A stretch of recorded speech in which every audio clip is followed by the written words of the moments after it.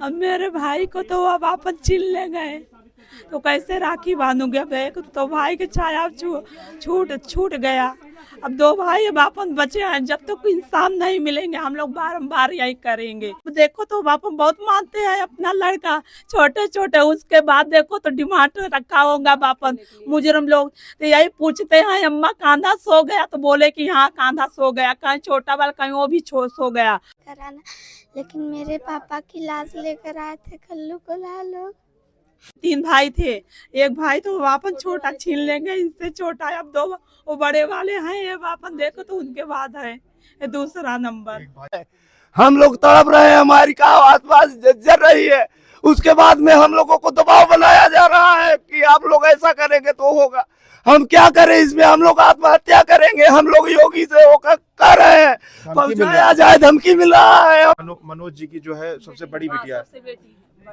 बिटिया तुमको कुछ पता है अपने क्या हुआ था कुछ?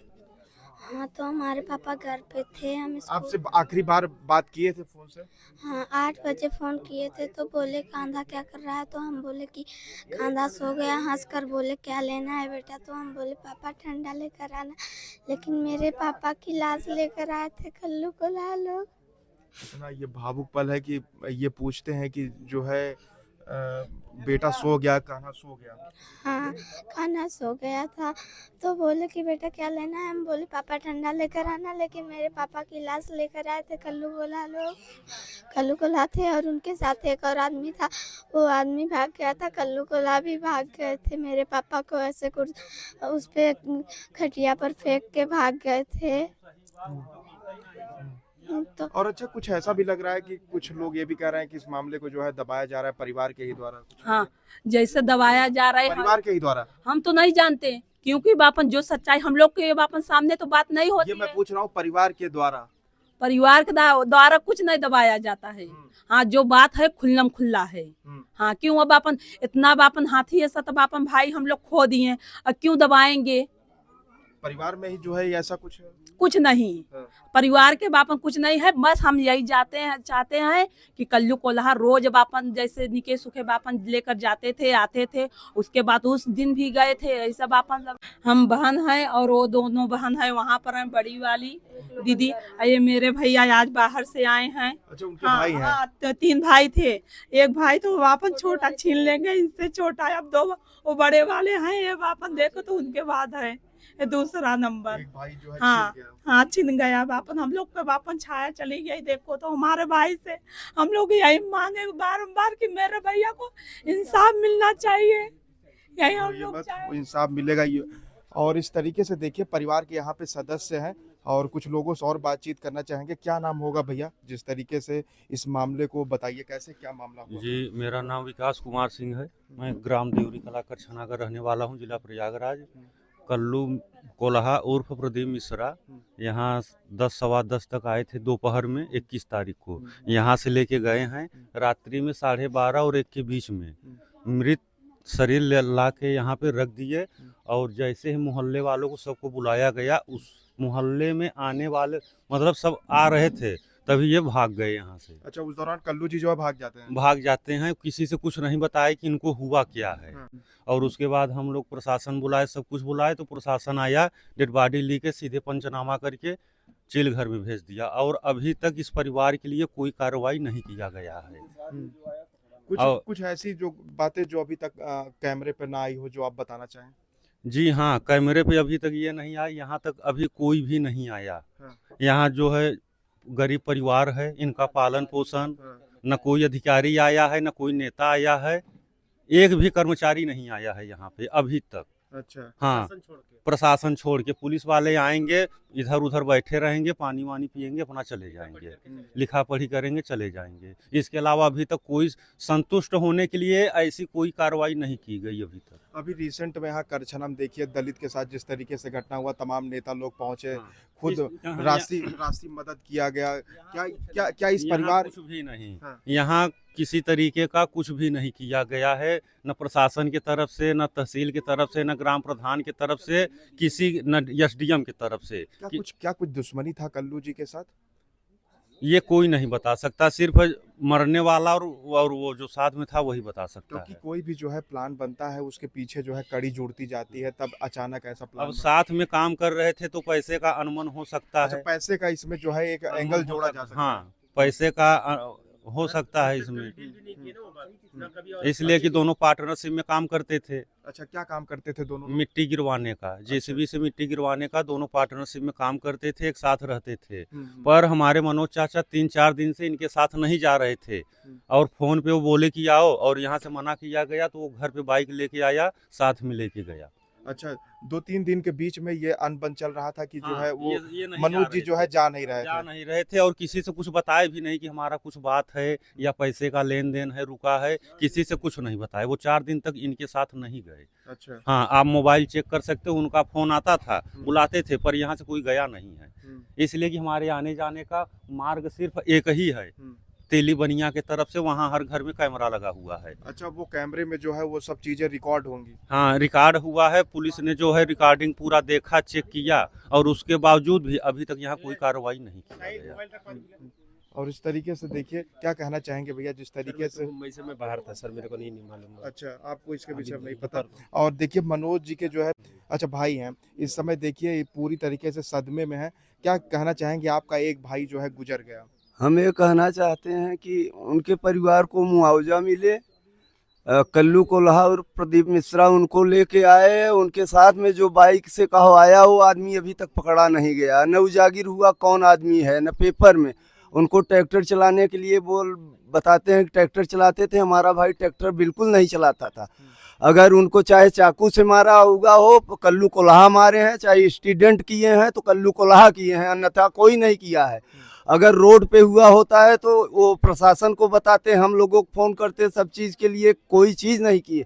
उनका उचित नहीं बनता था कि मिट्टी ले आकर के हमारे दरवाजे पे और फेंक के चले जाएं। उन लोगों की पकड़ का अच्छे है, ऊपर है, सब चीज़ है, इसलिए कहा हम लोगों का कोई मदद नहीं हो रहा है। केवल राजपूत उस होने के नाते कोई चीज का हम लोगों को मदद न उनके बच्चे को हो रहा है, न कोई। अच्छा ये आप कह रहे हैं कि राजपूत होने यानी ठाकुर होने के कारण ऐसी मदद हमारे साथ सरकार नहीं कर रही है। बिल्कुल नहीं कर रही है। उसके बाद में न हमें भैया हमारे यहाँ न एसडीएम साहब न डीएम साहब कोई सहायता के लिए कोई वो नहीं हुआ है। न बच्चों को देख लीजिए, छोटे छोटे बच्चे हैं, न मुलजिम हम तभी समझ गए जब कल्लू आए। एक आदमी बाडी लेकर मोटरसाइकिल चला के नहीं आता है, सीसीटीवी में निकला है, तो दूसरा तक मुलजिम अभी तक पकड़ा नहीं गया है। वो कौन है, उसको पकड़ना चाहिए। तो हम क्या जाने कि हमको न्याय मिल रहा है। हम लोग तड़प रहे हैं, हमारी का आसपास जर रही है। उसके बाद में हम लोगों को दबाव बनाया जा रहा है कि आप लोग ऐसा करेंगे तो होगा। हम लोग योगी से होकर कर रहे हैं, पहुंचाया जाए, धमकी मिल रहा है, हम लोग आत्महत्या कर लेंगे, हम लोगों किसी तरह पूरा परिवार सहित हम लोग जल के मर जाएंगे। हम लोगों को बहुत बहुत चीज वो हुआ है। यहाँ जो बैठे थे, अगल बगल आए थे, सब उन्हीं के आदमी थे और आए थे, बैठे थे और गए हैं गाड़ी से, समझ लीजिए। अच्छा जो आपके परिवार के पास मिलने के लिए आ रहे हैं वो उन्हीं अपराधी अब उनके घर से हैं, उनके घर से कहो फोन आता है, और यहाँ बैठे थे उनके कहो, सब उन्हीं घर से हैं और सब पकड़ वाले हैं, इसलिए हम लोगों को न्याय कहो नहीं मिल रहा है। यानी एक ठाकुर परिवार जो योगी सरकार में इस समय बेसहाय हो चुका है और मदद की गुहार लगा रहा है।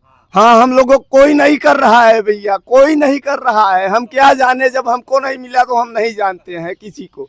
हम हमारी बात हमको कहो चाहे योगी मोदी को पहुंचाइए, और नहीं मिलता है बिल्कुल कहो भैया, कर लेंगे। क्यों, जब हमको न्याय नहीं मिलेगा तो हमें जीने से क्या फायदा है, पुलिस प्रशासन से क्या फायदा है। एक आदमी को पकड़ ले रहा है, निर्दोष को पकड़ के चालान कर दे रहा है। जो बाडी लेके आया, टीवी में सीसीटीवी फुटेज में दिखा, उसको नहीं पकड़ा गया, गाड़ी नहीं पकड़ी गई।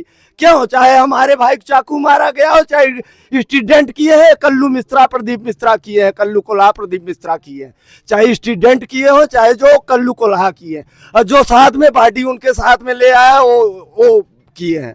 अब वो दोनों आदमी भैया कहा वो कर सकते हैं, उनको भी पकड़ा जाना चाहिए, उनको भी वो बताना चाहिए। वो आदमी नहीं पकड़ा गया, क्यों नहीं पकड़ा गया, आप बताइए भैया। एक आदमी मर जाए और एक आदमी बाइक चला के आए तो उसको कैसे बैठा के ले आएगा? आप हमारे गांव में चेक कर लीजिए। हम तो यही कह रहे हैं एसडीएम डीएम सब महोदय से कि हमारे गांव में सीसीटीवी फुटेज है, इसको चेक किया जाए कि अगला कौन था, ये बात सत्य है कि असत्य है, और कितने टाइम का है, उसमें टाइम भी है। हम लोगों को उनको कहा पकड़ लिए, चालान कर दिए। हमारे भाई दिखा एक ट्रैक्टर चला रहे हैं, हम सुने हैं।